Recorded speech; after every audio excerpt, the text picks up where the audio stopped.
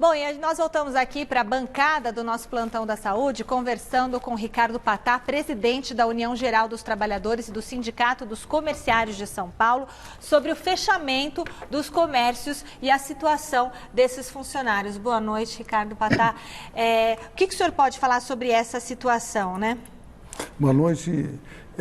Na realidade, é uma situação muito importante do ponto de vista de resguardar a saúde dos trabalhadores, porque na área do comércio nós percebemos que a atividade que é desenvolvida tem muita vulnerabilidade com a possibilidade de contaminação, tanto por conta do transporte público, que 90% deles utilizam, como também da atividade que é juntamente com as pessoas. O comerciário não trabalha com máquinas, o comerciário trabalha com as pessoas, então tem uma possibilidade efetiva de contaminação muito grande.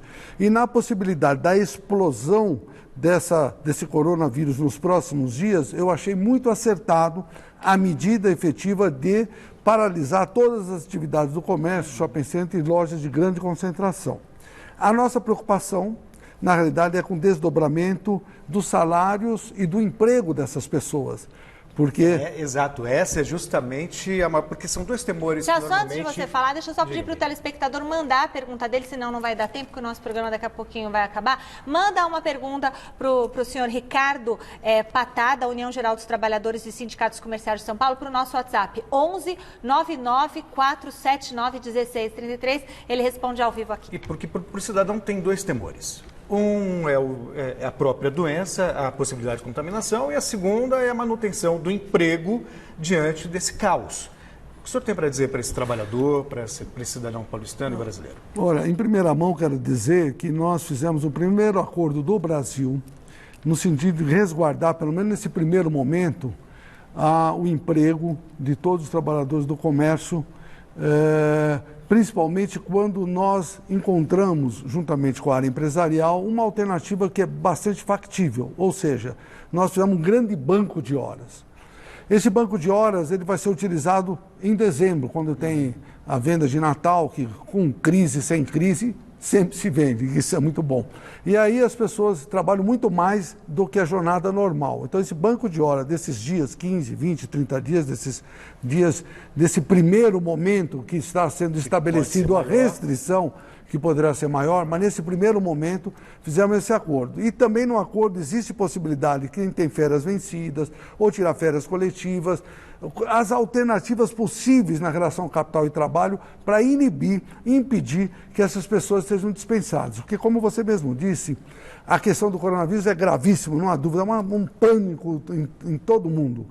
Só que a pessoa ir para casa e não saber se vai voltar para o emprego, se vai ter dinheiro para colocar o pão na mesa, causa o mesmo temor que o próprio vírus. Então, por isso, os sindicatos comerciais de São Paulo, juntamente com a IGT, fizemos esse grande acordo em São Paulo que estamos tentando levar isso para o Brasil inteiro.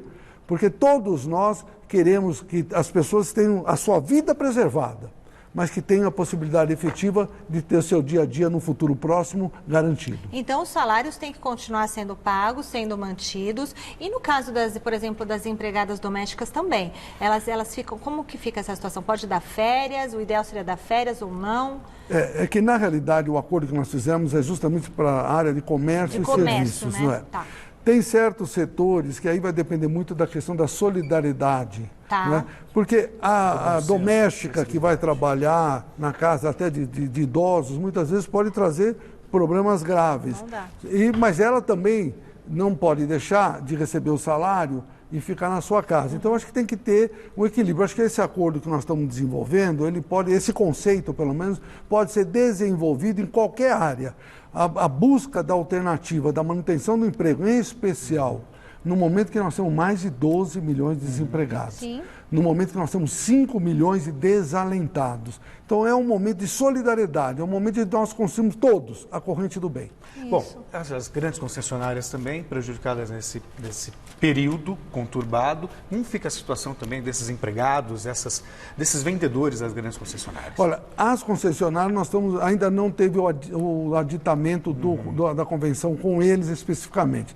Temos conversado com os representantes patronais, o presidente do sindicato, o executivo do sindicato, sindicato, no sentido de ampliarmos essa convenção, que é com os lojistas, dos trabalhadores em pneus, de vários trabalhadores de shopping centers, né?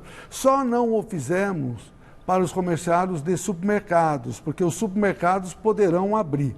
Nós estamos buscando, junto com a área patronal de supermercados, alternativas efetivas também de manutenção do emprego. Porque hoje tem uma outra questão, quem é que está comprando? Essa é que é a questão, porque as pessoas falam, vamos fechar, como é que vão vivenciar, como é que vai vir os lojistas, assim por diante. Mesmo que se tivesse aberto as lojas, hoje ninguém está saindo para comprar. Hoje as pessoas todas estão preocupadas com a sua saúde. Claro. E não comprar sapato, comprar roupa, comprar alimento, sim.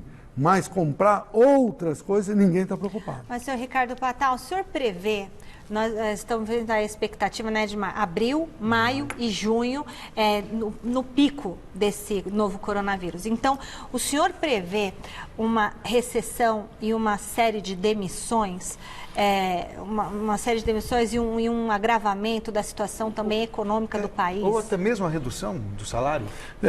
Existe aí outras alternativas. Hoje eu tive uma conversa com as maiores empresas do comércio de São Paulo e as maiores do Brasil, que elas têm essa preocupação, que no dia daqui 10, 15 dias, nós estamos aí basicamente solucionando com esse acordo. E depois, o dia de como é que ocorre, que tem empresas que têm só na área da administração 5 mil funcionários. Então tem alternativas que nós estamos discutindo. Quais as alternativas? Por exemplo, a redução de jornada com a redução de salário. Não é?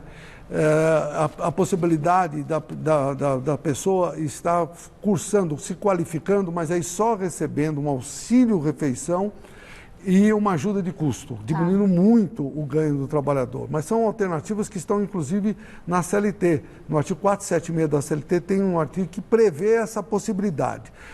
É lógico que poderá ocorrer essas situações, mas nós estamos, nesse momento, tentando criar um ambiente, pelo menos, das pessoas diminuírem um pouco essa paura, esse medo, não é? E tentando dar, pelo menos, uma possibilidade momentânea. Lógico que poderá, daqui 40, 60 dias, as questões estarem numa situação pior ainda.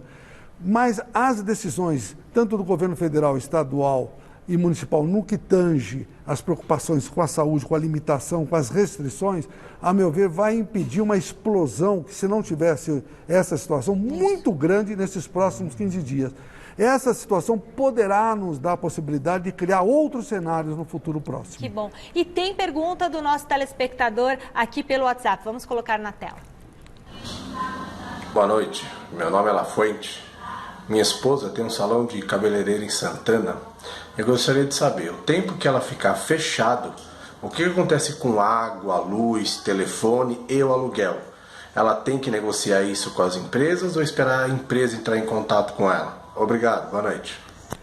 Esse é um tema interessante que não serve só para a questão do salão. Tem muitos lojistas dentro de shopping centers que têm os aluguéis do shopping, o condomínio do shopping são muito elevados. Então, nós, inclusive, junto com a área empresarial, estamos demandando questões como essa, para negociar e, nesse momento, principalmente em shopping centers, não cobrar. Então, no caso específico, tem que falar com certeza absoluta com o dono do imóvel, para que possa renegociar. Tem a questão colocada pelo governo de São Paulo de 60 dias terem alguns tributos não serem pagos, ou bancos que não estão cobrando dívidas nesses próximos 60 dias. Ou seja, tem que lançar a mão de todas essas questões colocadas, em especial num exemplo claro, que é um microempresário, no caso do dono do salão de beleza. O governo precisa agir rápido, então, nesse caso. Aí até porque existe um conflito de interesses, na verdade. Né? A preocupação com o avanço da doença, ao mesmo tempo evitar o caos econômico. E nisso, o trabalhador ele fica muito preocupado. Qual é o caminho, né? Qual o melhor caminho nesse processo? Porque existe até um discurso dissonante entre os governos estaduais que prevêem a paralisação cada vez maior e o discurso do governo federal de que a economia não pode parar. Qual é o fiel da balança nesse caso? Não há dúvida, mas, a meu ver, ainda cabe ao governo federal em especial ser um pouco mais audacioso. Porque os recursos que estão sendo oferecidos pelo governo federal, a princípio, são nossos mesmos. Os aposentados, por exemplo, vão ter antecipado o 13º. Mas esse 13º ele vai receber de qualquer forma, então não é um dinheiro novo. Os recursos do fundo de garantia, da mesma forma, é do trabalhador esse recurso, está pegando o trabalhador para lançar. Ele precisa ter outras alternativas de colocar, irrigar a economia do Brasil com outros valores, como foi feito, como o Trump fez com 700 bilhões de dólares, como na Segunda Guerra Mundial a Alemanha deu 1.000 marcos para cada pessoa. Ou seja, tem que ser mais audacioso. Do ponto de vista da restrição e da questão da saúde, muito bem, todos os governos, federal, estadual e municipal, estão indo muito bem. Mas na questão dos valores e quem paga a conta, de como se resolve a situação momentânea, porque a pessoa que vai negociar o aluguel e, de repente, o dono desse prédio só tem ele como receita do aluguel. Então, quem é que fica com a conta? É o trabalhador que perde emprego? É o pequeno e microempresário que vai quebrar? O governo tem que ser muito mais audacioso e irrigar recursos fundamentais para que a economia, no mínimo, não pare da forma que está parando. Senhor Ricardo, e só repetindo aqui, porque estão chegando muitas perguntas, então, falando do mesmo assunto. O trabalhador afastado do emprego presencial, aquele que está em home office ou que está temporariamente sem exercer suas funções, ou porque tem diabetes, está no grupo de risco, enfim, ele deve ficar preocupado em ficar sem receber o salário? Que medidas estão sendo adotadas nesse sentido? Existe estrutura para aguentar 3 meses, por exemplo, de paralisação? Eu tenho certeza absoluta que se durante 3 meses a situação for de paralisia total, nós vamos estar realmente numa situação, num colapso. Eu imagino que a inteligência de todos os governantes vão dar soluções para minimizar essa situação e eu tenho esperança que essa questão da restrição, que está grande no Brasil todo, em especial em São Paulo, ela seja limitada. Daqui 30, 40 dias já pode iniciar um processo de consumo e de vendas. Agora, é fundamental, na realidade, que haja a compreensão de todos que participando, no caso dos sindicatos, que eles sejam de qualquer atividade, busquem um sindicato, que o sindicato está construindo possibilidade, como os comerciários de São Paulo, construir uma possibilidade efetiva de manter o emprego com uma solução muito fácil, que é um banco de horas geral. Boa. Muito obrigada, senhor Ricardo Patá. O senhor tem alguma consideração geral, rapidinha, para dar no final para o nosso telespectador que está nos assistindo? Olha, eu acho fundamental as pessoas estarem, primeiro, tranquilas, não entrarem em paura. Temos que ser solidários, temos que estar conscientes. A gente tem percebido, onde nós vamos, as pessoas não estão se cumprimentando com a mão, dando beijinho, corretíssimo. Álcool gel, lavar a mão, ter se puder ficar em casa e não sair, se puder ficar quietinho em casa, fique em casa, porque esse período é um período muito grave. Passado esse período, com certeza, nós vamos estar dando até risada. Amém, senhor Ricardo Patá. Muito obrigado pelas informações, pela entrevista, que foi muito útil para os nossos telespectadores.